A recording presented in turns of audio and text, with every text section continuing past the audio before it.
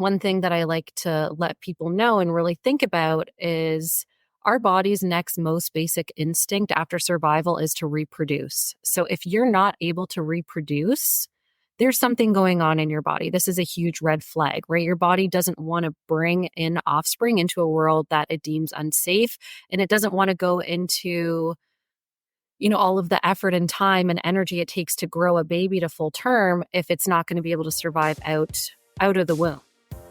Welcome to the Radical Health Rebel podcast. I'm your host, Lee Brandon. This work started for me several decades ago when I started to see the impact I could make on people, helping them to identify the root cause of their health problems that no doctor could figure out, including serious back, knee, shoulder and neck injuries, acne and eczema issues, severe gut health problems, even helping couples get pregnant after several IVF treatments had failed. And it really moves me to be able to help people in this way. And that is why I do what I do and why we have this show. In this week's episode titled Reversing PCOS, Acne and Fertility, I had the pleasure of speaking with Karlie Henderson, a certified nutritionist and founder of Karisma Nutrition. Karlie is renowned for her expertise in helping women with PCOS achieve pregnancy, lose weight, and alleviate their symptoms naturally and without the overwhelm. In our conversation, I was eager to dive into Karlie's personal journey with PCOS, acne, and infertility. We explored how she successfully managed to reverse these conditions for herself and the strategies she uses to help other women achieve similar results.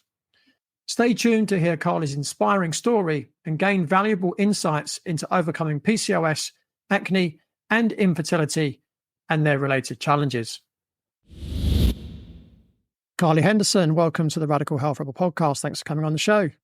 Thanks for having me, Lee. Yeah, it's great to have you on. I've been looking forward to this. It's been a while, isn't it, to get this in the diary, but we're here now. And I'm really looking forward to it. Yeah, me too. I'm so excited. Happy to be here finally. Awesome. So to kick things off, could you share your own PCOS and fertility story and how that motivated you to get into nutrition and health coaching? Yeah, absolutely. I'll dive right in. When I was 26 years old, so we had just gotten married. We just bought this 2-story, 4-bedroom house with hopes of filling all these extra bedrooms with babies right away. We'd already been together for 7 years. We had a dog. We had 2 cats. We had our stable jobs. We were actually both in banking. I was a financial advisor. And we were pretty much as ready as you could be when it came to starting a family. So we started trying, and nothing happened. I had been on hormonal birth control, the pill. I tried the ring. I tried some other different types of birth control, and nothing was happening.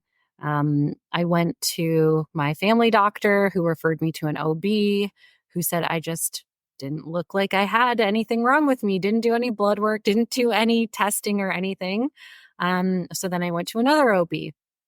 Finally, long story short, I found another fertility specialist in London, Ontario, which is about an hour away from me, who would accept self-referrals. So she was thorough enough to do the blood work and to do the testing. And she finally diagnosed me with PCOS. And this was about, a year after we'd been trying. And we went through Provera and all these other different fertility drugs like letrozole. She put me on metformin, which if you've ever been on metformin, it's not a pleasant thing to be on. It really upsets your stomach. And it just really wasn't for me. I actually experienced some losses, so some miscarriages, which I wouldn't wish upon my worst enemy. And over time, another 6 months went later and I had gained like 50 pounds. My cycle completely disappeared. I started getting chin hairs. I started really showing signs of PCOS that I never really realized before. I had never been huge, but I was never no one would have ever called me a string bean, if that makes sense. So yeah, it was just, my health was really spiraling and I just said, you know what, we got to a point where the fertility specialist said, we've done everything medically that we can. It's time that you start thinking about IVF. So I went on an IVF waiting list here in Canada. We get our first round free, but there's a big wait list. I think it was about 18 months at the time. So I signed up, I got on the list, but I'm like, you know what? Like, there has to be something going on. Like, how do I figure out what is causing this and what can I actually do about it? So that's when I started reading about insulin resistance. And really, my doctor had just told me, lose weight and PCOS will go away. But they didn't say how to lose weight. It was basically eat less, exercise more. My skin started breaking out. Like I was just a mess, probably the worst place health-wise that I had ever been. So going back and taking nutrition courses and getting my holistic nutrition certification, learning about insulin resistance, it does have a happy ending. I was able to lose close to 70 pounds. I now have 2 boys that I conceived all naturally. Our bedrooms are all filled up between the kids and my office. So it does have a happy ending, but it was rough there for a while. I mean, I had to take a leave of absence from work at the time in banking. Like, it was brutal. And I really underestimated how much food, toxins, sleep, stress, all these things can impact your hormones. These medications are not the only answer out there. So how old were you at the point where you decided you were going to, go for it and start having children? What age were you then? So we got married when I was 26, and it was pretty much right after that we started trying. And then my first son, Bennett, was born July 2020, right in the middle of the pandemic. So it took us a little while for him to be here. And now we also have Brody, who is 15 months old. Okay, that's awesome to hear. So how long was it between the time when you decided to start trying for a baby and the point where you kind of realized that the medical community had pretty much run out of options for you? It was close to 2 years. Right. Yeah. Okay. It was a long time, a lot of appointments, a lot of medications. Luckily, I didn't need the IVF. I can just imagine what women go through with all of those medications, but it was a really long haul. Like, it got to the point where my husband felt so bad. Obviously, he wanted a baby too, but he wasn't, we did get semen testing done and all of that, and he was fine. So I just felt like this burden was on me, and I'm the reason that we can't accomplish our dream of having a family, right? I just felt so much pressure on me. Like, he went and got me a puppy. He was like, I don't know what to do. Like, it was rough. It was so depressing. Yeah. Yeah, I can imagine. So that was a 2-year journey. At what point did you say to yourself, right, I'm now going to go and study nutrition and health coaching myself? It had been It was after I got on the IVF waiting list. That was kind of like my wake up call that, like, okay, this is really serious. Like, the way that they framed it at the beginning when I first went to see the fertility doctor in London, they're like, yeah, we're just going to put you on metformin and letrozole, and you haven't had a cycle for a while. So here's some Provera that will, trigger your quote unquote period. So she basically made it sound like, yeah, those are going to do the trick. It just, take these pills and everything's going to be fine. And then it wasn't fine. So finally, after a year, when she was like, okay, now we really need to consider IVF here, that I was like, okay, like, something's going on. And I really just took a deep dive. Like, I didn't have a background in this, right? I was a financial advisor. You want to ask me about investments and planning for retirement and kids' education and those sorts of things, I was your girl.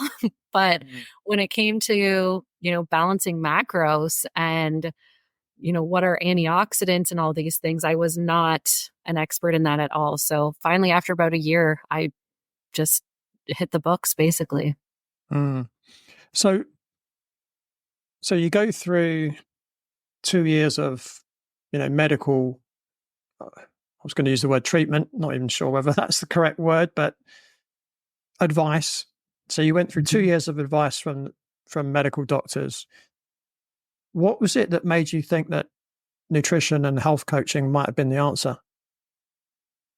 Honestly, Google basically was a big thing. Like I just started Googling like what causes PCOS? What is PCOS? I honestly just thought like most women that I meet originally, um, that it cysts on your ovaries, right? There's Mm. just some sort of genetic thing that's wrong with you that you have cysts on your ovaries and it messes with your hormones and you can't get pregnant. That's honestly what I thought. And now over the last, what, 3, 4 years now, 4+ years, I guess, it's really realize that that's can't be further from the truth. Like it's crazy what they don't even explain to you when you get your diagnosis. They don't explain what it is, what causes it, and that there are things that you can do naturally about it. So it was basically a deep dive on Google. And then I started trying things like some natural supplements, I think where it was the first route that I took. Like I had already tried losing weight before. Like I said, I had never been huge, but I was always wanting to lose that extra 20 pounds or something. So I had tried Weight Watchers. I had tried Jenny Craig. I tried, all kinds of different, I'm going to just say gimmicks, like things that you see online or that you hear about, like quick fixes for weight loss, and nothing ever really worked, nothing fixed, like counting calories and you know what I mean? And nothing really worked. And then I started reading about insulin resistance and what I can do to help that. And that really is the root cause of my PCOS. And 80% of women with PCOS have insulin resistance. And that's kind of where a lot of our symptoms trickle down from. So, really learning about that and focusing on that. And I just started seeing results very, very quickly when that was my focus.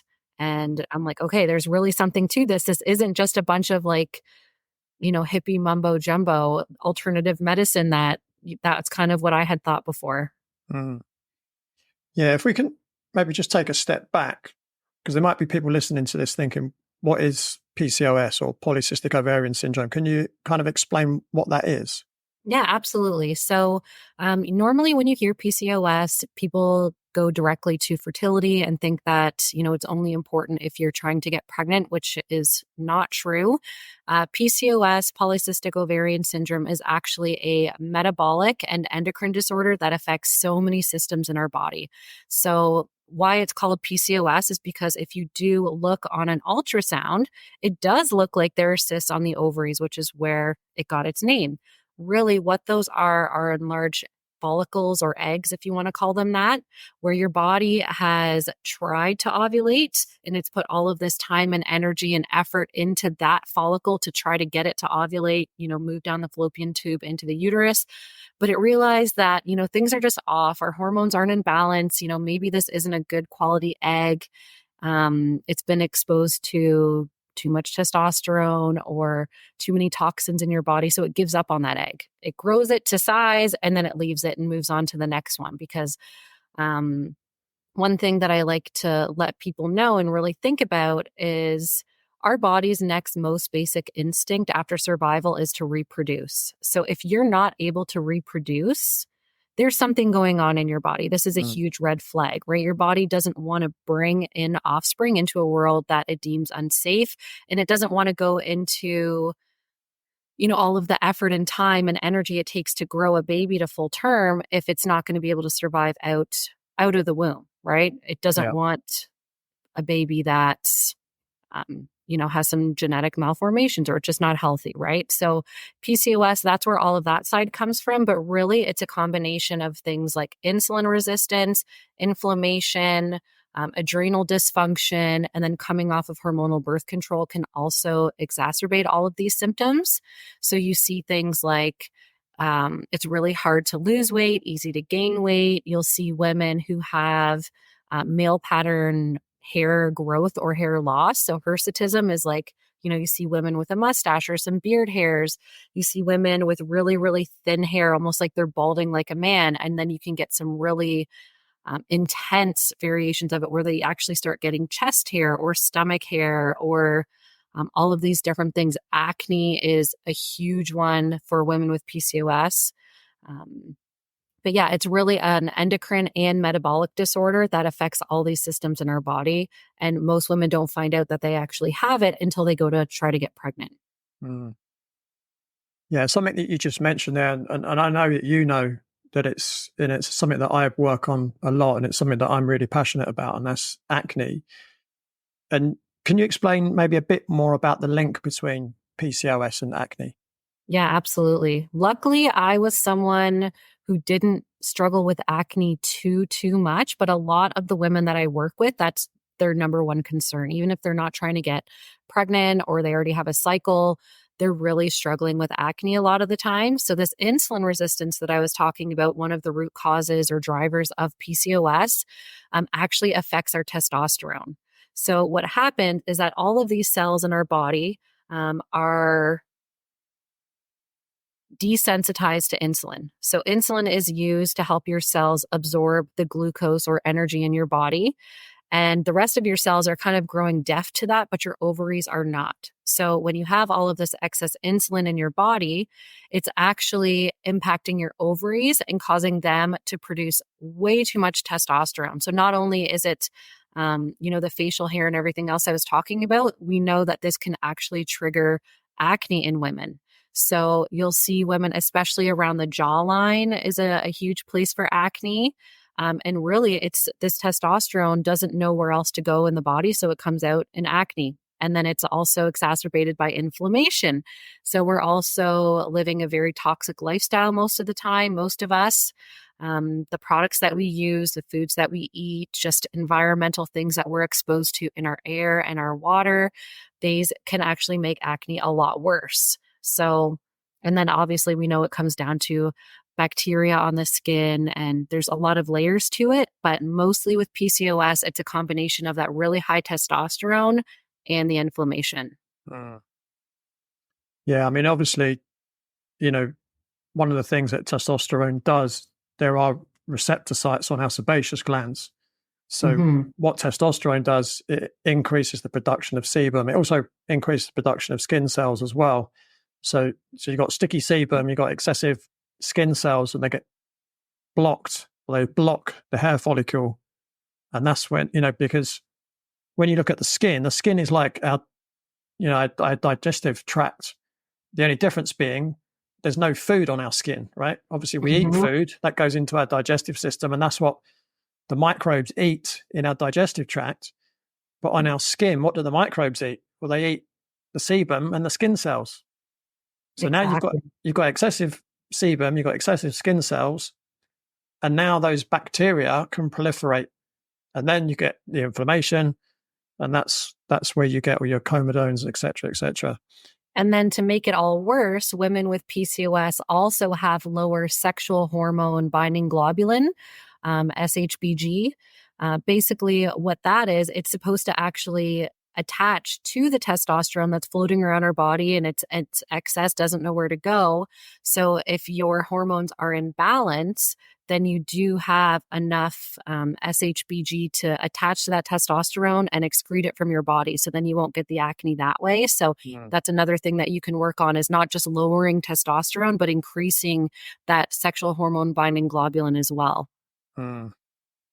Yeah, that's quite a big thing, the SHBG, and it's interestingly that in men, sort of 40s and 50s, I tend to see a lot of men with very, very high sex hormone binding globulin, which means they can't access their testosterone. So they might even be producing enough testosterone, but they can't access it, or their cells can't access it.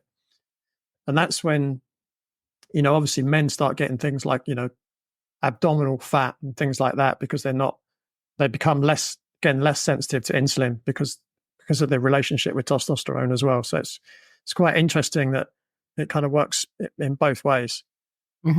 Absolutely.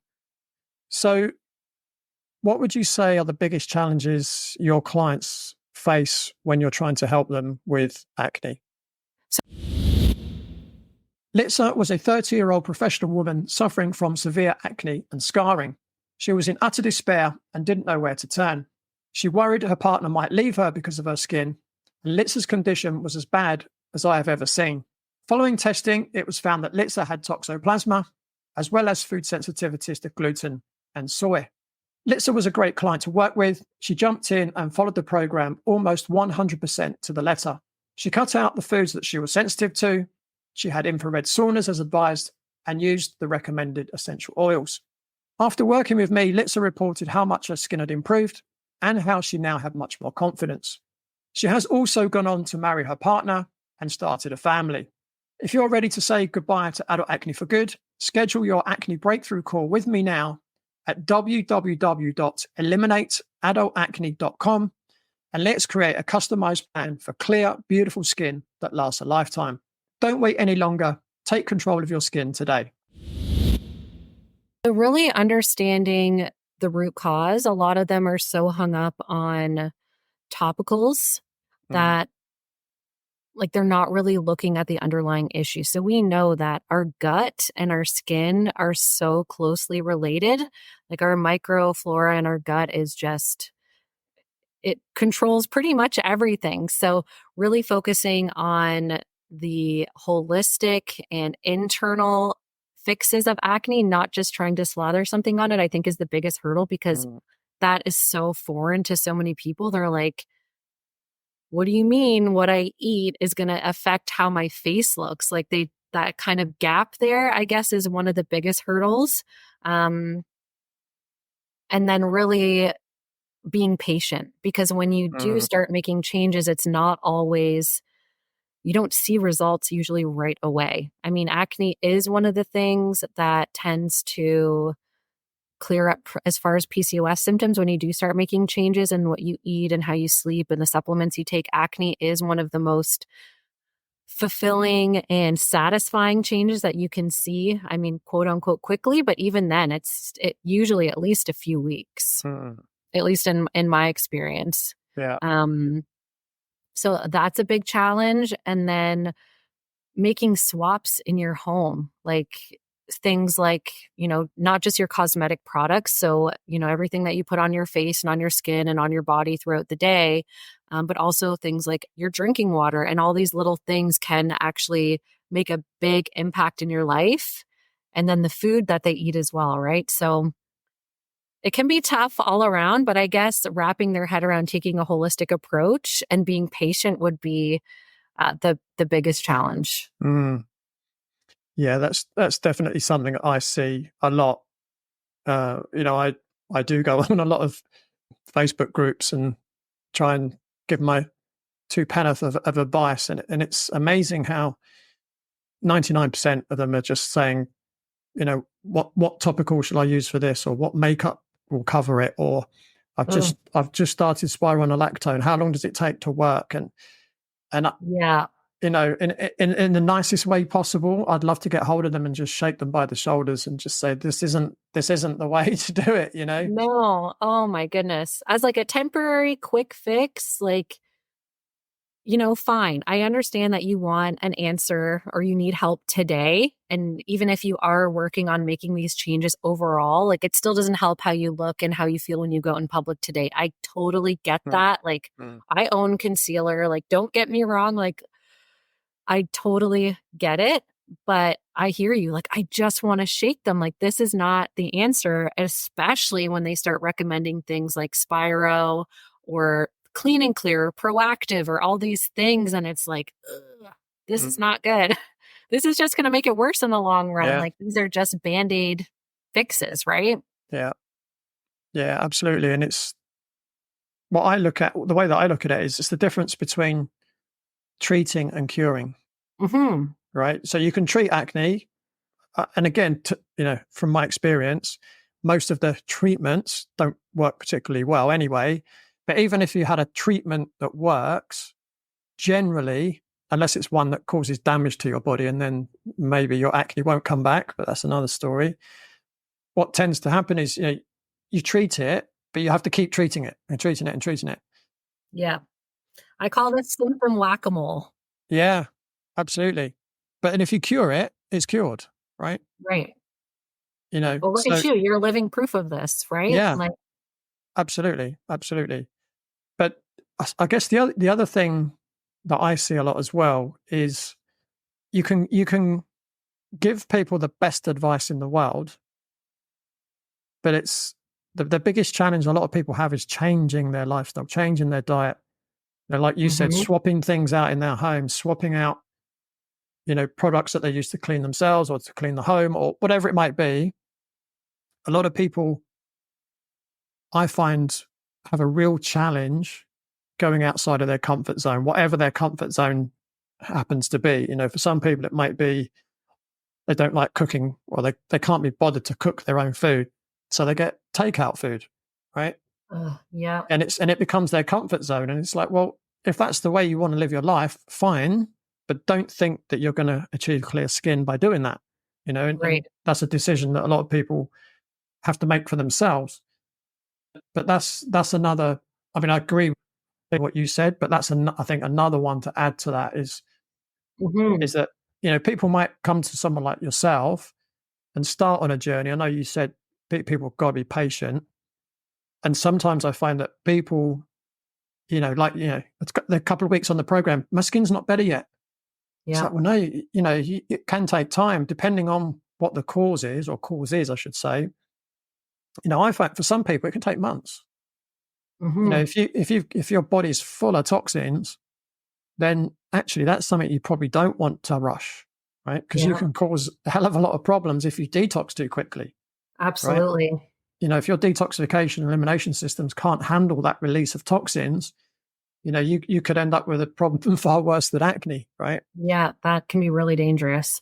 So I think patience, consistency, but tenacity as well. Absolutely. So something that I found when I first launched my first signature program, it's called Navigating PCOS Map to Motherhood. My first version of that with my beta clients, I think that was the first thing that I realized is that this is a lot of information and they agree that it's really great advice, but then they get on this all or nothing approach, right? They get on this mindset where I need to make all these changes, make them all right now. And if I can't stick to it, then I'm not going to do it at all. And it becomes really overwhelming. And I know it's not just with PCOS, but anybody who's trying to make some sort of change in their life, like be it weight loss, be it, starting any sort of new thing in your life, right? I mean, it can be really, really overwhelming. So I started doing a lot of research around habits. I'm sure most of you, hopefully, if you haven't read this book, it's called Atomic Habits by James Clear. I absolutely love that book. There are a few other good ones out there, like Gretchen Rubin's books are really great. But I've incorporated a lot of those into my programs just to teach people how, get 1% better every day, right?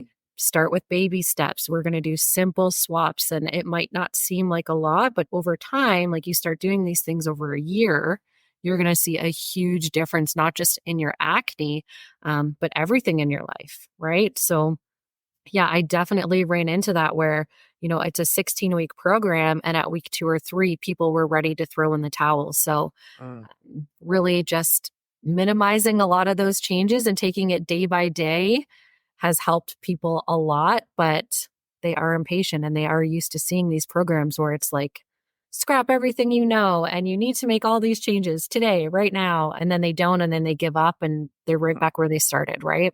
Yeah, for sure. Yeah, and most health journeys are never, or very rarely, are they just a complete smooth ride from start to finish. Mm-hmm. We live in the real world, right? And Yeah. things happen, or there might just be something specific that person finds challenging, but it's not something that should be enough to make you give up, right? Right. And that's why, in my book and on my coaching program, the first place everyone starts is to get their mindset ready for any eventuality. Because what I was finding when I first started my online coaching program for people with acne is that people would start finding things tough and then they'd go, oh, and they'd give up, right? Which didn't make me feel very good. But if they had that mindset in place, which is why that's now in the program, then I think, they probably would have got, a much better result because they would have carried on. Yeah. Yeah. Like my program has this, it's called 4 steps. Oh my God, I'm having a brain issue here. My 4-step fertility formula, we had to add in a step 0 because just diving right in, like I'm in the exact same position with you where I had to go back in and add that step 0, which is all about mindset. So I'm really glad, that you agree with that too. It's so important. Mm. Yeah. Just going back to PCOS, what do you think of one size fits all solutions? That is impossible. Like, yes, PCOS is one condition, but it's such a broad range, not only in our genetics, but what is driving our PCOS symptoms. Um, so are you mostly insulin resistant? Are you, maybe you're not overweight. Maybe you are eating really, really healthy, but you're still struggling with these symptoms. Well, maybe it's, dysfunction in your adrenal system, which has to do with your stress. Maybe it's inflammation. Like there are so many different things that can impact our hormones and our metabolism that you can't just do a one size fits all for everybody. You really need to Mm. look at the person individually, look at their labs, like what's going on. Are they deficient in something? There's so many different ways that this could be happening. So no, I definitely don't believe in a one size fits all approach. Mm. Yeah, I mean, I don't know if you're familiar with a book called Biochemical Individuality by Dr. Roger Williams. I mean, it came out in 1953. It's not new information that we are as different on the inside as we are on the outside. So Hmm. for any one size fits all health solution, it's a bit of a nonsense, really. It And is. and when you look at how complex the human being is, even if you just look at it from a physical point of view, a biochemical, biomechanical point of view, even that is infinitely complex. But then if Hmm. you add in emotions, thoughts, beliefs, we're so complex. How can one size fits all approach be right for everybody? I mean, why not produce an mRNA vaccine for PCOS? Right? I'm laughing because it's just ridiculous, right? Yeah. I mean, look at even there's so many twin studies out there. Like they Mm. are identical genetically, but all of these things, like you just mentioned, and experiences, different exposures to things in your life, right? Like these things impact our epigenetics, right? So, yeah, you may be the same person genetically, but we know that this is not a static state, that your genes are not your Mm. destiny, right? I mean, there's so many things out there that impact all of us. So I can't believe that, there's all these programs or, solutions or medications out there that are a one size fits all approach when it just doesn't work. Mm. Like we know that it doesn't work. I don't know why it's still even an option. Yeah. Yeah. Well, I guess the reason it's still an option is because it creates the biggest profit margins, right? Yeah, exactly. At, at the expense of the recipient. Yeah. So again, something we've mentioned already, but I'd like to go into a bit more detail. What's your stance on medications like birth control, Accutane, spironolactone, or even metformin, or even fertility drugs like letrozole for PCOS and or acne? So I think that as someone who has tried a lot of these medications actually before I became a holistic nutritionist, so I do speak from personal experience on a lot of them. I would never ever take them again or put them in my body again. Or if I ever had a daughter, luckily I have 2 sons, but I would never recommend them to her. And I do try to steer my clients away from them as much as possible. That being said, um, I just want to put a note in here that the biggest thing that bothers me is that these medications, most of them are handed out like candy without really educating the patient on what it is, how it impacts your body, the side effects, especially things like birth control and metformin. In my space, almost every woman that I talk to who has PCOS was handed birth control and metformin and then told to come back later for different drugs when they want to have a baby. They didn't know that, insulin resistance is one of the main causes of PCOS, and that the birth control pill, in particular, is what the study was done on, can actually make insulin resistance up to 30% worse. So not only are you masking your symptoms, you are opening yourself up to new symptoms like mental health issues, blood clotting issues, making your root cause insulin resistance worse. So there are just so many things out there, and they just blindly accept these medications and think that, this is the answer. My doctor recommended it. And so this is the best option. They don't discuss any other alternative solutions at all. I mean, and I'm not just talking like supplements or essential oils or any of the other things that I recommend to my clients. I just mean the bare basics, like going for a walk after a meal can really help your blood sugar, which is going to help your insulin resistance, which is going to help your testosterone, right? Like they don't even mention any of that, or how getting a good night's sleep and working with your body's circadian rhythms can really help your stress levels. And again, your insulin resistance. Like they just don't even mention any of these things. They just hand out these drugs without educating people.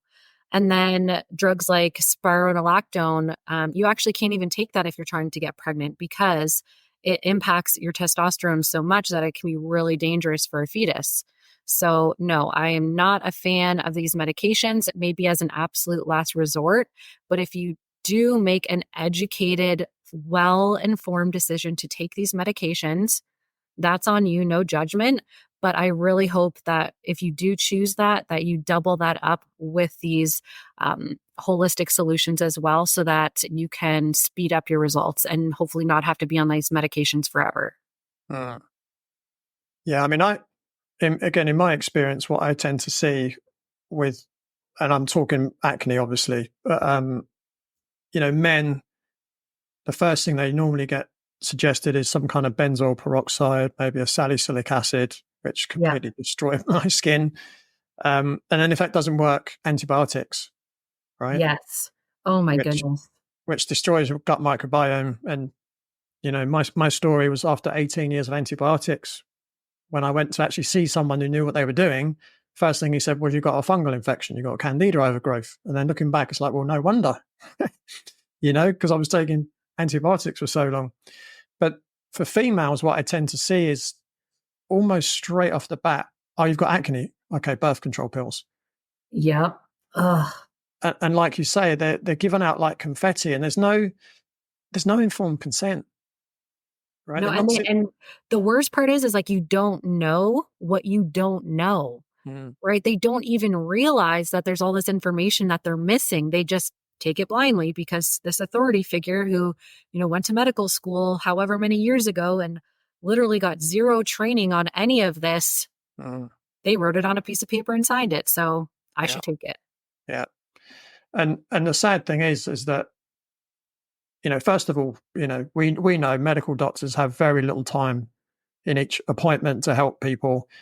I recorded an interview earlier today, and the guy was saying, he was a medical doctor, and he's saying, I only get 15 minutes per patient. I'm thinking, wow, that's more than double what the guys get here in the UK. You get 7 minutes with a general practitioner. How are they meant to sit down with someone and say, well, look, if you've got this condition, I could give you this drug, and someone of your age, X amount of people will get this kind of response, X amount of people will get this kind of response. It will be this percentage effective in your age group, but you've got increased risk from breast cancer, endometriosis, cervical cancer, X, Y, and Z, right? First of all, they don't do that. But second of all, they probably don't even know that, because first of all, whatever they were taught in medical school, we know is largely funded by pharmaceutical companies, if not all of it. And then obviously there's new research coming out all the time, but these doctors are so busy, they haven't got time to read any research. And then if they're reading a newspaper and it will say, oh, this study X, Y, and Z, and this was the conclusion. So they read the conclusion and think, well, that's what the study actually showed. But oftentimes when these studies are funded by a company that stands to benefit, they make sure that the conclusion matches what they want people to hear. And it's not always exactly what was actually shown from the data, right? So, I don't want to go down another can of worms, but, if you start to look into statins, most doctors believe that it reduces heart attacks by 50%. It doesn't. it reduces it by 0.5%, which is statistically insignificant, which means it doesn't do anything, right? Mm-hmm. And poor old doctors just don't know. Yeah, they're working extremely hard. They've got probably thousands of patients, but only 7 minutes to help them. Yeah. So I do still have a general OB that I go to. I got, we've decided that we don't want to have any more children, 2 boys that are amazing, wonderful, love them, but 2's enough. We love them. And so anyway, I decided that, we're waiting for my husband to get a vasectomy, and he was supposed to go a while ago and chickened out. So in the meantime, he's back on the waiting list to get that. So I've decided to go with the copper IUD. And I just thought this was so funny. So that my OB switched over to a new scheduling system, and I got a scheduling reminder, and it has the option to add it to your Google Calendar. And 5 minutes is what it put in my Google Calendar. So I just couldn't believe that. I mean, Wow. and I was going there to get a copper IUD put in, and they scheduled me for 5 minutes. Like, no wonder when I go there, I have to wait an hour to see the doctor. And and I am the type of person to do all of my own research now, knowing what I know now. But other women, I just can't even believe that. Like, how are you supposed to have a conversation with somebody about fertility or PCOS or getting on birth control or weighing options of birth control and all these other things that OBs deal with in 5 minutes? It's just, it's not right. And it's like my OB, I don't think he's a bad guy. I think he's a great guy. And I don't think he's intentionally doing this. I think he's a really hard worker, but it's just the way that the system's set up is very, very broken. Yeah. It's interesting. You mentioned copper IUD.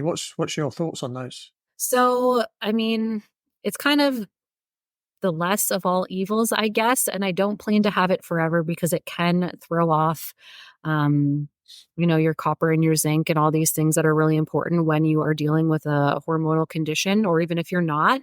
So it is something that you have to be careful with and mindful of.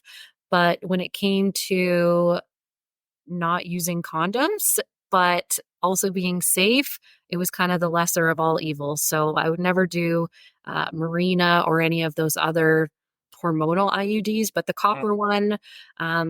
The other method is natural family planning, where you track your cervical mucus and your basal body temperature. And I did all that when I was trying to get pregnant, which worked for me, but it can be a little bit laborsome. So that's why, this is just a little more hands off, and I'm okay with, I don't really have any of the symptoms that some people talk about, like heavier periods or painful periods. Those are kind of the main complaints that I hear about it. But luckily I don't have those. So I'm okay with it, at least until my husband gets snipped. Yeah, I can empathize with him in terms of being a bit nervous about that. I wouldn't want anyone going anywhere near those parts of my body with a scalpel. But yeah. But that's Well, think of everything that I've been through. I've had 2 kids. One of them was a C-section. I've had a molar pregnancy. I've had an ectopic pregnancy that ruptured. I've been through a lot. So I'm sure he can handle one small procedure and get on with his life. Yeah, I'm not sure he would call it small, but yeah. So that's kind of where I'm at with it. yeah. Is it ideal? Is it a forever solution? No. But is it going to make my life easier and, not grow our family anymore? And that's kind of where we're at. Yeah. Yeah. You've made that decision having educated yourself. Exactly. Whereas I think there are a lot of people that do make that decision and they haven't necessarily been given all the information. Mm-hmm. But anyway, that's a whole nother podcast that I've discussed previously. But the next question is one that I hear a lot. So I'd love to hear your view on this. And it's really about, what are your favorite brands, and perhaps what do you recommend for things like skincare and makeup and cleaning when it comes to avoiding toxins? Hey Rebels, I'm briefly interrupting this episode to share some really exciting news with you. As of this month, July, I will be releasing an extra No Punches Pulled episode every month with an amazing and almost certainly controversial guest who's not scared to put their head above the parapet. These guests will be exposing lies and corruption, sharing their stories of being gaslit or cancelled for telling the truth, and offering real-world solutions to achieving optimal health and maintaining freedom amidst increasing censorship and restrictive regulations. These are the types of episodes I started producing back in 2022, for which I was cancelled on Facebook, Twitter, YouTube, and deplatformed from LinkedIn.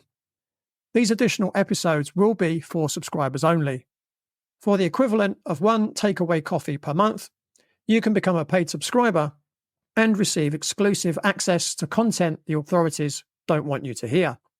I really hope you can support the podcast to help it continue, and also help me to bring you even better, more controversial, educational, and inspiring guests. Subscribing to the Radical Health Rebel podcast is a much more productive investment than supporting organizations that feed you lies, propaganda, and predictive programming like TV licensing, cable, satellite, and major film streaming services. Subscribing to the Radical Health Rebel podcast to receive premium content couldn't be simpler. Just go to the show notes, click on support the show, and follow the instructions. In fact, why not do it right now? And once you've subscribed, come straight back and listen to the rest of this episode. So for the equivalent of just one takeaway coffee per month, let's rebel against the mainstream narrative and create a healthier, fairer, and freer world together. Thanks for listening, and thanks for your support. So I love this question. I also get this a ton. And there are a handful of brands that I use and love.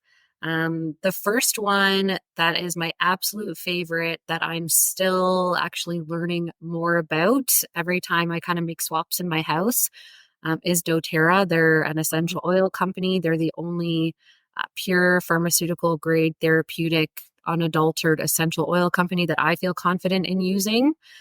And they have everything from skincare to cleaning products, laundry products, bath and body products. And then I'm also a huge fan of DIY. So I'll use even some organic jojoba oil and add in some frankincense, some myrrh, some geranium. There's another oil called Yarrow Palm, and basically making my own DIY serums.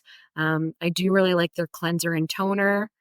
So they're a huge one that I like. I used to use Beauty Counter, but they have recently closed their doors indefinitely. The plan is for them to reopen, but they're not open right now.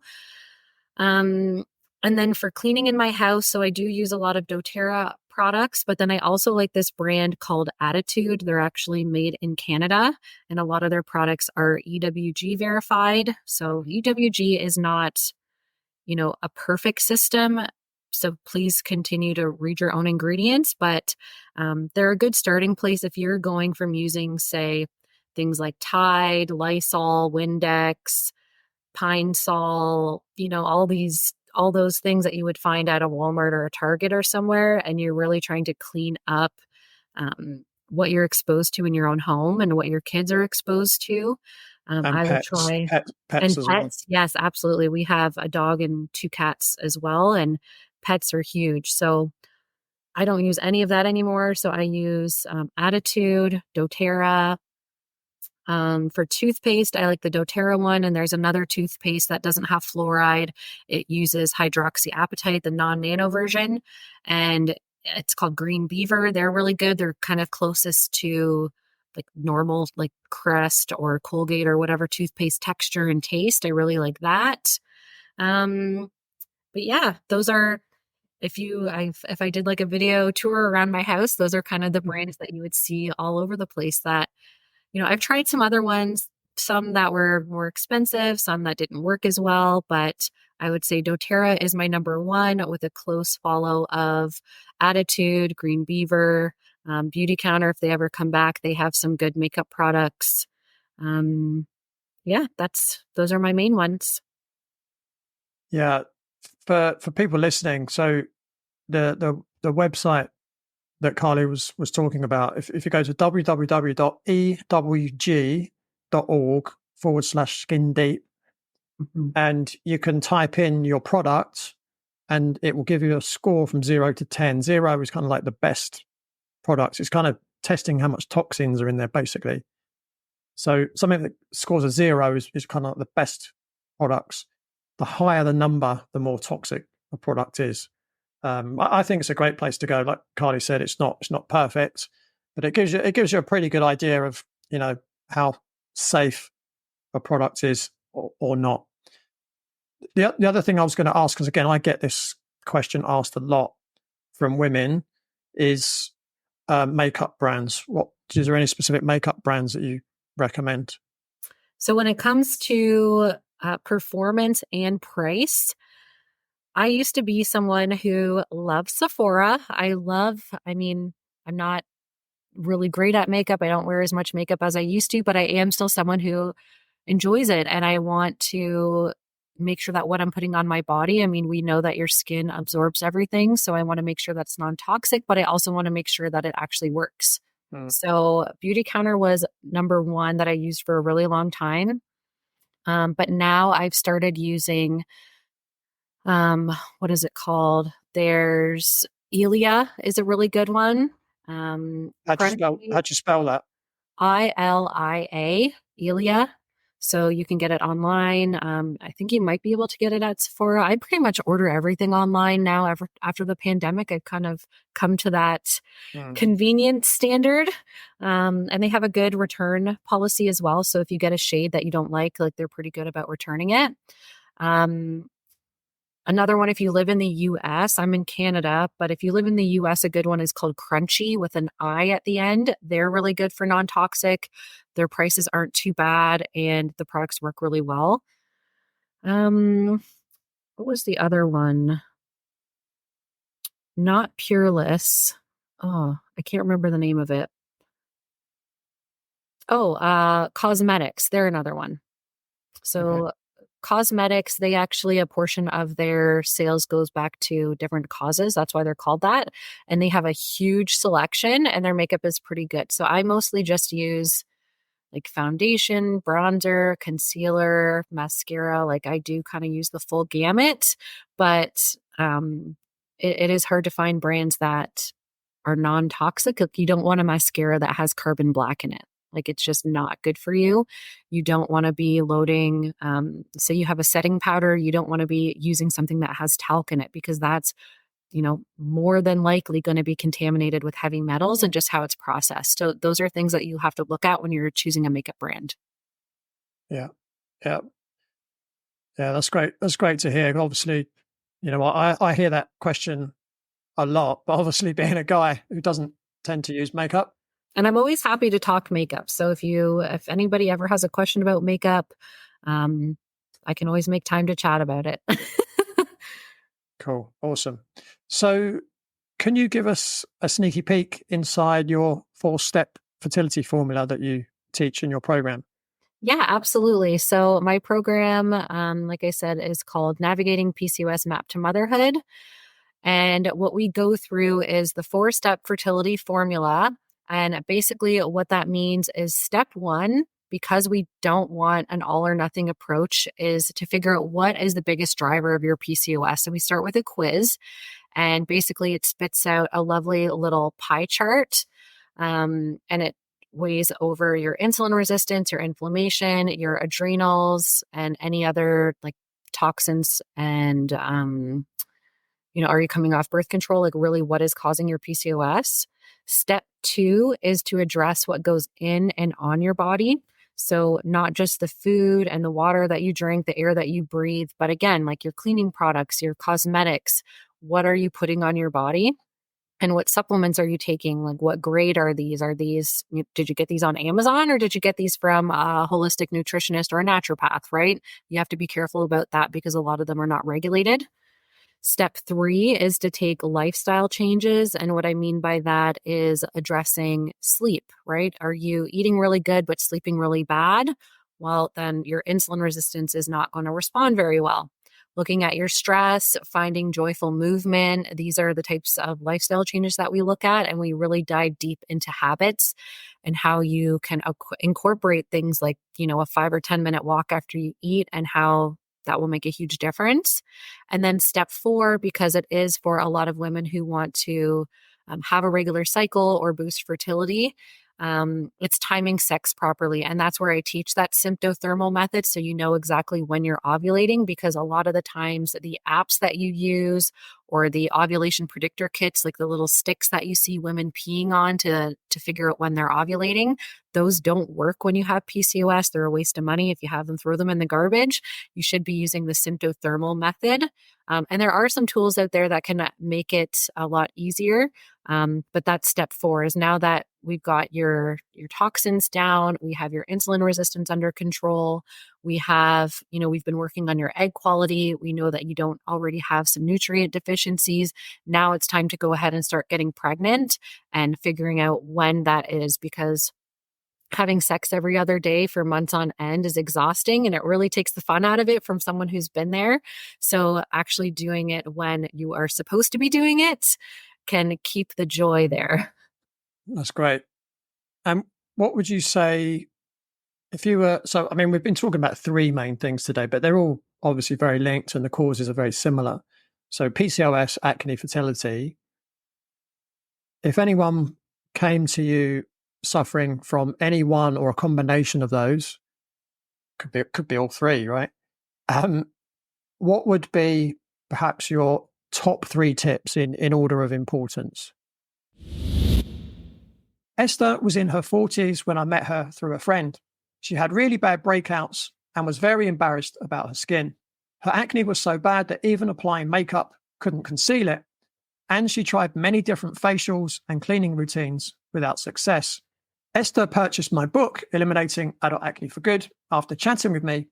And in a very short period of time, she improved her diet, especially reducing sugar and flour intake. And she noticed a great improvement very quickly, which greatly improved her confidence levels.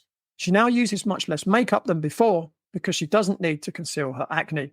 Suffice to say, she was very pleased with the progress in a short period of time and looked forward to continued improvements and further reduction in the frequency and severity of breakouts as she made her way through the book. If you're ready to say goodbye to adult acne for good, schedule your acne breakthrough call with me now at www.eliminateadultacne.com, and let's create a customized plan for clear, beautiful skin that lasts a lifetime. Don't wait any longer. Take control of your skin today. So, number 1, figure out what is causing this, right? Work with somebody, a holistic nutritionist, a naturopathic doctor, somebody who specializes in what you're struggling with, to figure out what is actually causing this. And then from there, really food is a huge, huge one. That's going to have one of the biggest impacts, like more bang for your buck, to really address what you're eating and making sure that you're not deficient in certain things, making sure that you're not intolerant to gluten or dairy or all these things that can be inflammatory. So yeah, make sure you know what exactly you're targeting, using food to target that. And then I guess targeted supplements would probably be my 3rd tip.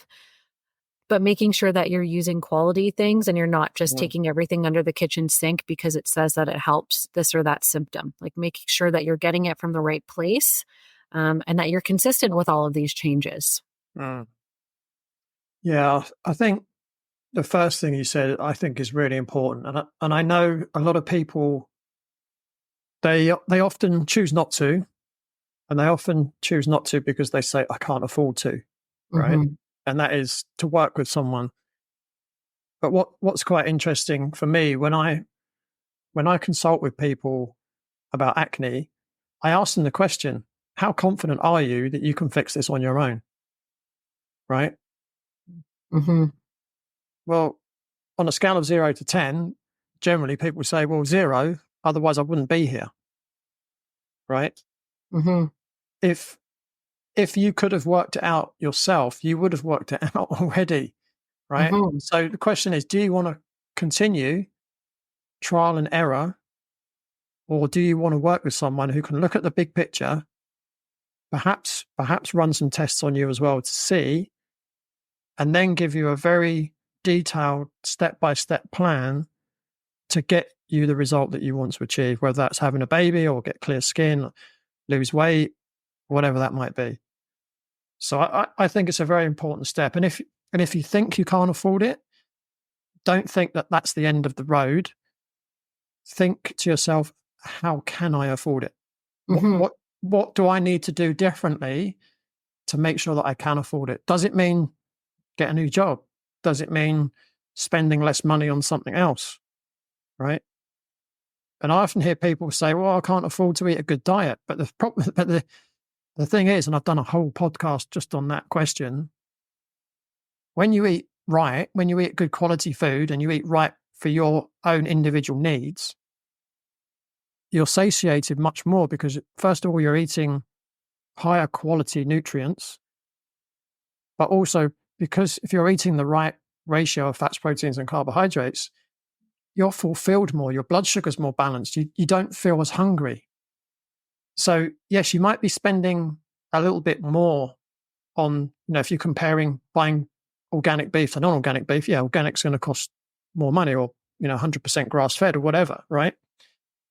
But you might be eating 30% less meat, but actually feel, 30% less food, but feel 100% better. And you might not be spending any more money because if you're buying good quality ingredients and you're cooking them themselves, you're not buying all this processed junk. You're not having to buy all these snacks to snack on because you don't need them, because you're satiated from the meals that you're eating. So you're actually eating a lot less food, but getting more nutrients into the body and feeling much better. And Absolutely. and you can probably do it for exactly the same you're already spending. You're just not spending wisely, right? So And that then that think about all the things that you won't have to buy now that you're eating well and you're feeling better. And think of all these other things that you're buying in your life. Like maybe you're buying, Tylenol or Advil or Aleve or something because you're always having pain and you're feeling inflamed, or you're buying, just all these over the counter medications or all of these other topicals for all these symptoms that once you do start eating well, you're not going to have to buy all these things anymore, right? You're going to be feeling so much better. yeah. Yeah, I mean, I did work it out at one point, and I can't remember exactly how much it was, but I spent thousands of pounds on benzoyl peroxide, salicylic acid, and antibiotics for 18 years, right? Oh my gosh. Yeah. Now, and that's the antibiotics were subsidized as well, right? But I still had to pay for them. But I spent thousands and thousands of pounds. I could have put that to eating a much better diet, which was the thing that cured my acne anyway, Mm-hmm. right? So you can go on year after year after year spending thousands of pounds on the treatment, thinking that you can't afford to eat a healthy diet. But as you said, that healthy diet, it's going to maybe cost a little bit more, but it's probably going to be about the same once you get it right. But now you don't have to spend all this money on all these treatments and Mm-hmm. covering up your acne and all this. I once had a male client who was spending £400 a month on concealer. Oh my goodness. Right. Whoa. So it saved him a lot of money once he changed his diet. Mm-hmm. And that's all he had to do. All he had to do was change his diet because he was eating a very, very high sugar content diet.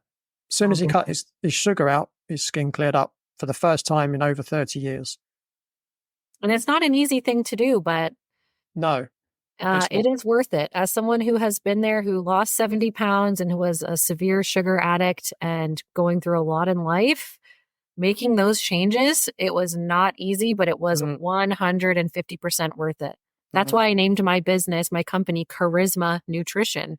I mean, it's a little play on my name, but mostly it was because I felt like I got my charisma back. I'm like, oh my goodness, this is who I am. Like I wasn't that person hiding in pictures anymore. I feel like I finally came out of my shell, right? I mm, just felt comfortable in my own body, in my own skin, and just it's 150% worth it.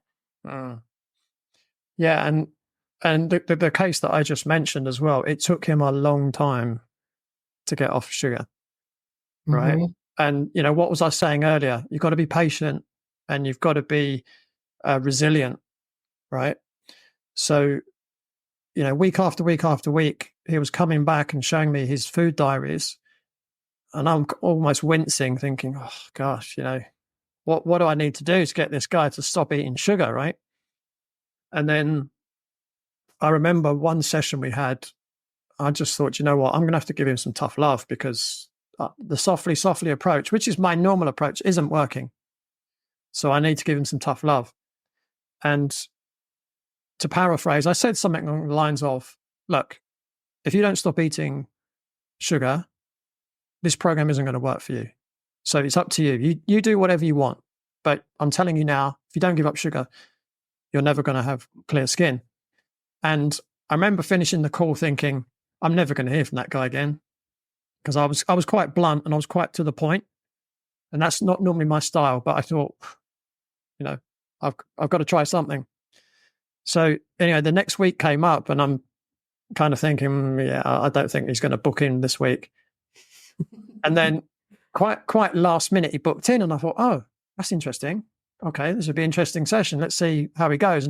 And even then, I still felt he might join the session and say, oh, the way you spoke to me last week, I'm not going to work with you anymore. I was kind of half expecting that. And I joined the call and I said, oh, how are you doing? And he said, I'm doing really well. I was like, okay, why is that? And he said, your words hit hard last week. And I was thinking, okay, here we go. And he said, I haven't eaten any sugar in the last week. So, okay. And have you noticed anything? He went, yeah, my skin's much better. I've got more energy. I'm not eating as much. And he just reeled off all these things. He was feeling much better. And probably about a month later, his skin was completely clear. That's amazing. I love those stories. That is the best feeling ever. Like, we're so lucky. I mean, we went through hell, but finding our passions and finding the answer for people, not just for ourselves. Like, I mean, it all started out obviously trying to help ourselves, but being able to help other people do it the right way and they can experience it too. Like, we are so lucky. Yeah, it's interesting. Sugar is such a big thing with acne, I find. I mean, not in every case, because again, as we've said, there's no one size fits all. But I do find sugar, dairy, white flour, seed oils, vegetable oils. They're the culprits that I tend to see the most. And it comes down to that insulin production, and it comes down to inflammation, right? All of those things that we just listed, they mostly impact insulin or they're inflammatory, right? So sugar is huge with PCOS too, and it's hard. That's probably one of the hardest things actually, is because it is actually physically addictive, right? The same reward receptors that you have in your brain for hard drugs like cocaine are the same ones that light up when you eat sugar. So it's a real addiction. Yeah. Candice Pert in her book Molecules of Emotion said that table sugar was more addictive and more harmful to health than heroin. Absolutely, I believe that. Yeah. Awesome. Karlie, this has been an awesome conversation, but what's next for you? Right now, I am working on revamping my program. So I'm booked for one-on-one clients right now. So I'm working on a more accessible option for clients who want to work with me. It's a course that you can do yourself. You have the option to do a few one-on-one sessions if you want someone to review your lab work or something, but the rest of it is kind of DIY. So you can do it on your own time. You have all the information available and it's at a more accessible price. So that's kind of what I have in the works right now. And it's still the exact same program, but yeah, that's what's coming up. So I'm excited for that. Awesome. And where can people find you online? I'm on basically Facebook is a big one, and Instagram is probably my main account. So you can find me at Karisma_Nutrition, and that's Karisma spelled wrong, Karisma. Awesome. Great. Karlie, thank you so much. I mean, it's always great for me to talk about a subject that I'm passionate about, but it's always great to hear, someone with I wouldn't say a different point of view, because I think we agree on almost everything, but it's good to hear it from a different point of view, I guess I should say. Yeah, I mean, and we're on opposite ends of the world, and it's so interesting, right? Yeah. Thank you so much for having me. You're one of my favorite people to talk to. And if you haven't grabbed his book yet, I'm going to plug it in there because it's awesome. Thank you very much. That's great. So that's all from Karlie and me for this week. But don't forget to join me same time, same place next week on the Radical Health Rebel podcast. Thanks for tuning in. Remember to give the show a rating and a review, and I'll see you next time.